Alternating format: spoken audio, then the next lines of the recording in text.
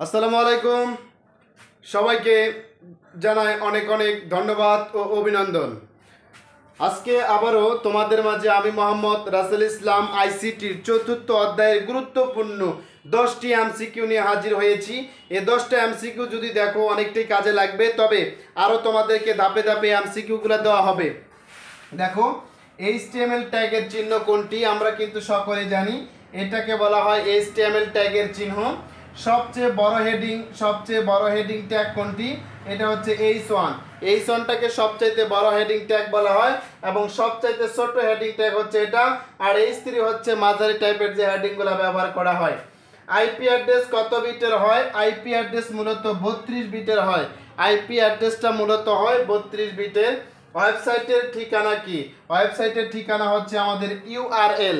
ওয়েবসাইটের ঠিকানাকে বলা হয় আমাদের ইউআরএল, অথবা দিতে পারে ইউআরএল কি, এটা বলতে হবে ওয়েবসাইটের ঠিকানা।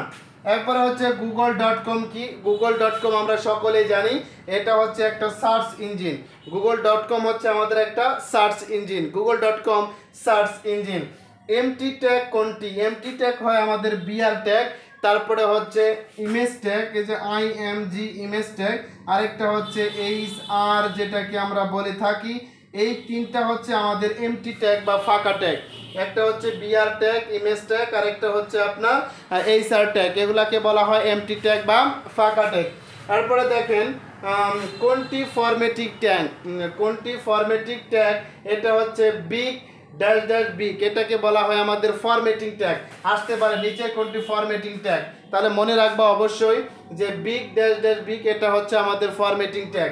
এরপরে লিঙ্ক ট্যাগ কোনটি? এটা হচ্ছে লিঙ্ক ট্যাগ যদি আমরা বলে থাকি এ ড্যাশ ড্যাশ, এটা হচ্ছে আপনাদের এ, মানে এটাকে শুরু, এটা হচ্ছে শেষ, এটাকে বলা হয় লিঙ্ক ট্যাগ। লিস্ট তৈরিতে ব্যবহৃত হয়, এখানে হচ্ছে ইউআরএল, আর সরি একটা হচ্ছে ইউএল আর একটা হচ্ছে ওএল, মানে আনঅর্ডার লিস্ট, আর একটা হচ্ছে অর্ডার লিস্টের ক্ষেত্রে। একটি ওয়েবসাইটে কয়টি অংশ? একটি ওয়েবসাইটে কয়টি অংশ থাকে? সেটা হচ্ছে দুইটা অংশ। একটা ওয়েবসাইটে মূলত দুটো অংশ থাকে।